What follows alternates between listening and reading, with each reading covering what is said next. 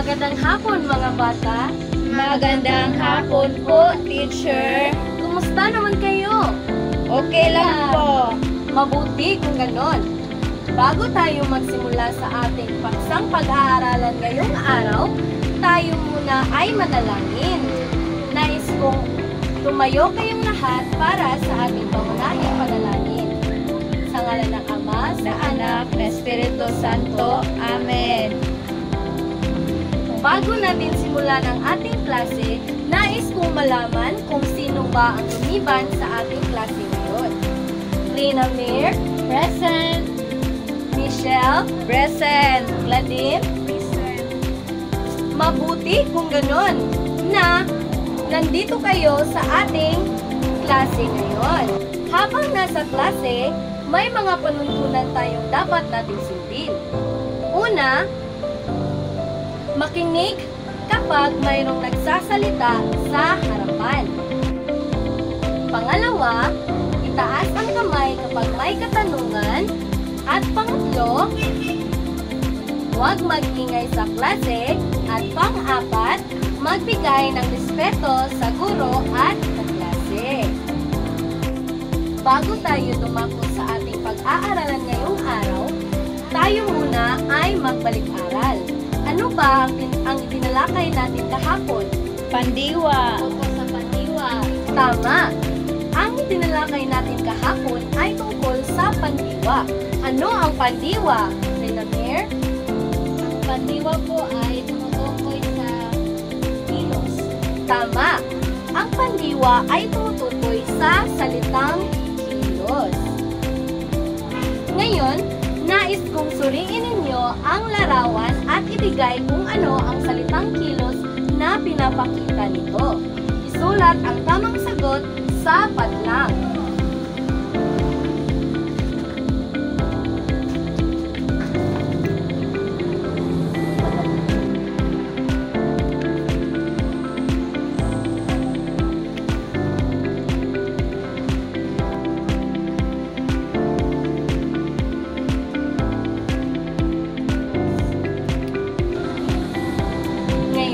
Sabay-sabay natin basahin kung ano ang mga salitang kilos sa bawat larawan. Una, Kumakanta. Tumatakbo. Naliligo. Kumakain. magaling. Ngayon, may hinanda akong isang gawain upang magkaroon kayo ng ideya kung ano ang paksang tatalakayin natin ngayong araw. Ang gagawin ninyo ay dapat ninyong buuin at ibigay ang salitang kilos na ipinapakita sa bawat bilang. Halimbawa, kuma plus ka plus padlang equals kumakain. Ngayon, kayo naman ang magwawasto. Rina Mir?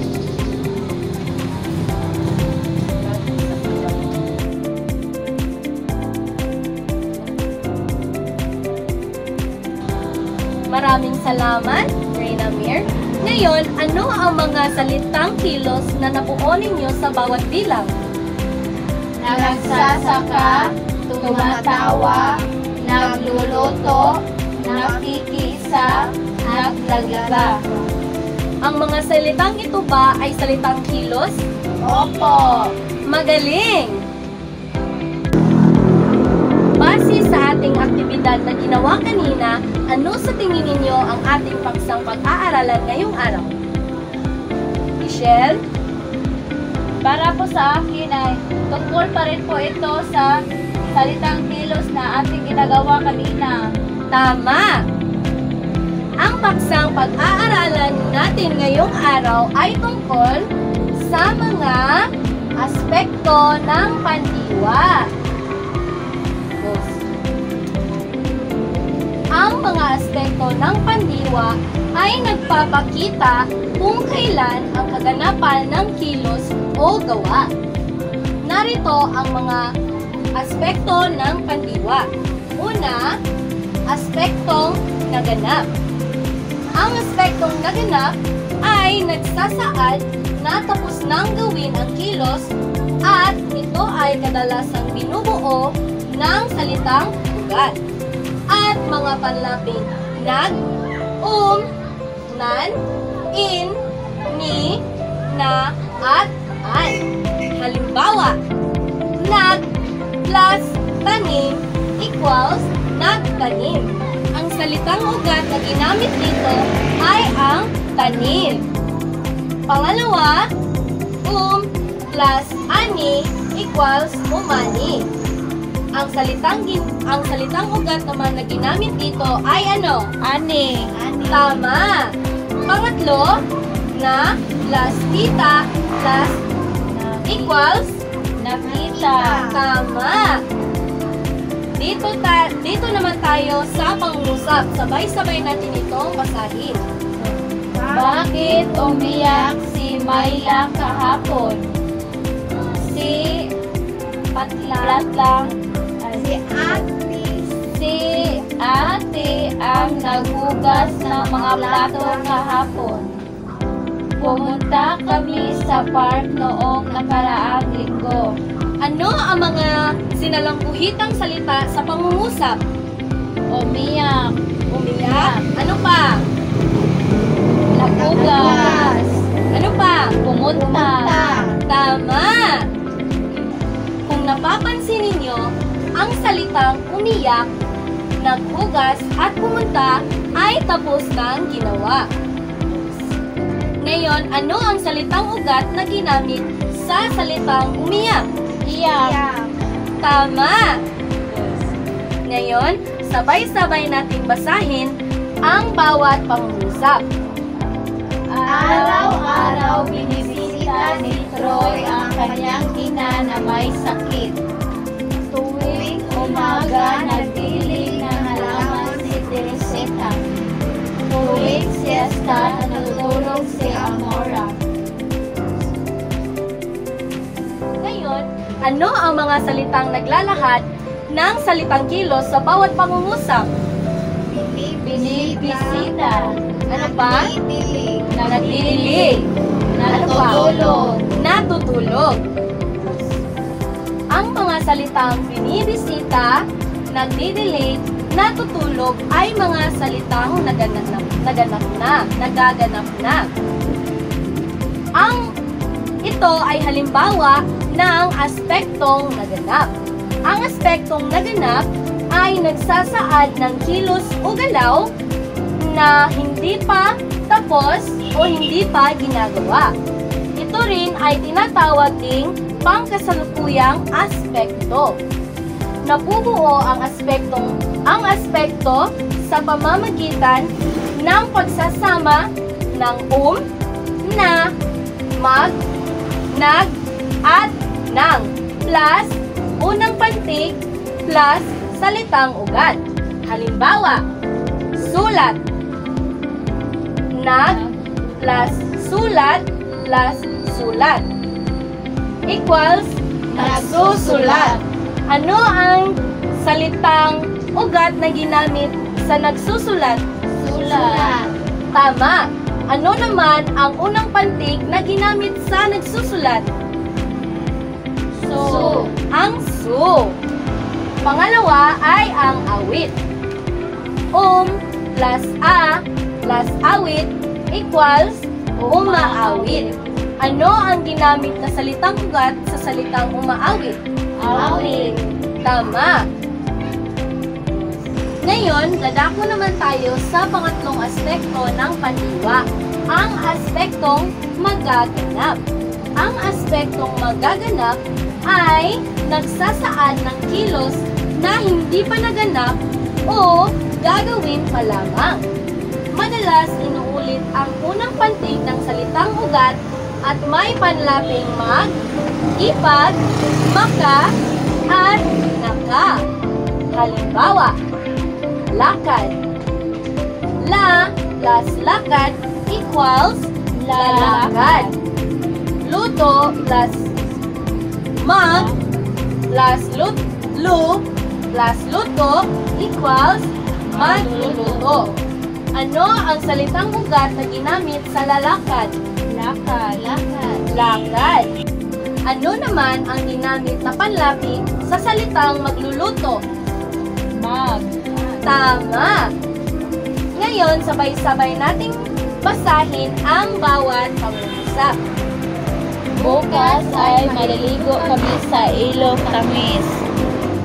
Magsusunog lang naman ako ng kilay mamaya. Ano ang aspektong magaganap na ginamit sa pangungusap? Maliligo. Tama. Ano naman ang ginamit na aspektong magaganap sa pangungusap? Sa ikalawang pangungusap? Magsusunog. Tama. Magsusunog. May natutunan ba kayo sa ating tinalakay ngayong araw, mga bata? Opo. May katanungan pa ba kayo? Wala na po. Kung ganon, may gagawin tayong aktibidad. Papangkatin ko ang klase sa 3.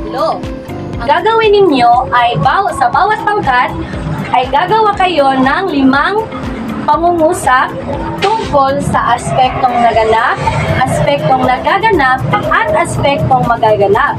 Para sa pangkat 1, kayo ay inatasan kong gumawa ng 5 pangungusap sa aspektong naganap. Sa pangkat 2 naman ay ang aspektong nagaganap. At sa pangkat 3 naman ay ang aspektong magaganap. Bibigyan ko kayo ng 20 minuto upang gawin ang inyong gawain. Maaari na kayong magsimula, mga bata. Tapos na ba kayo, mga bata? Opo, tapos na po. Ngayon, ating ibigay ang atensyon natin sa pangkat 1 upang ibahagi sa klase kung ang aspektong ang nabuo nilang pangungusap sa aspektong naganap. Ngayong tapos nang magbahagi ang pangkat 1, papakinggan na naman natin ang pangkat 2 para sa kanilang nabuong pangungusap tungkol sa aspektong nagaganap. Ngayong tapos na sa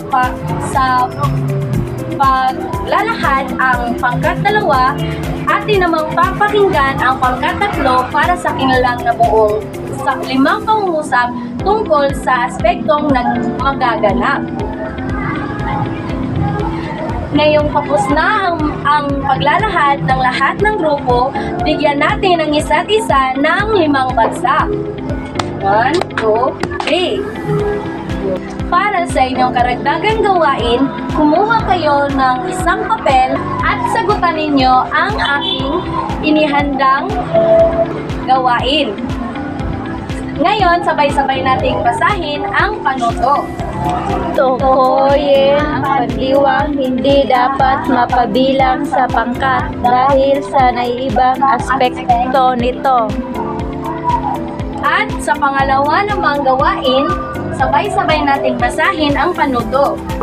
Gamit ang sinalungguhitang salita, tukuyin ang aspekto ng pagdiwa na ginamit sa bawat pangungusap. Maaari na kayong magsimula, mga bata. Tapos na ba kayo, mga bata? Opo. Handa na ba kayong umuwi? Opo. Bago tayo umuwi, may inihanda akong takdang aralin para inyong sagutan sa inyong mga tahanan. Para sa inyong takdang aralin, kunin nyo ang inyong mga kwaderno sa Pilipino at isulat ang inyong takdang aralin. Una, basahin natin ang panuto. Kumpletuhin ang talahanayan ng mga pandiwa sa 3 aspekto. Simulan nyo na, mga bata. Tapos na ba kayo, mga bata? Opo. Ngayon, tayo ay tumayo at manalangin. Sa ngalan ng Ama, ng Anak, ng Espiritu Santo. Amen. Salamat, mga bata. Salamat po, teacher.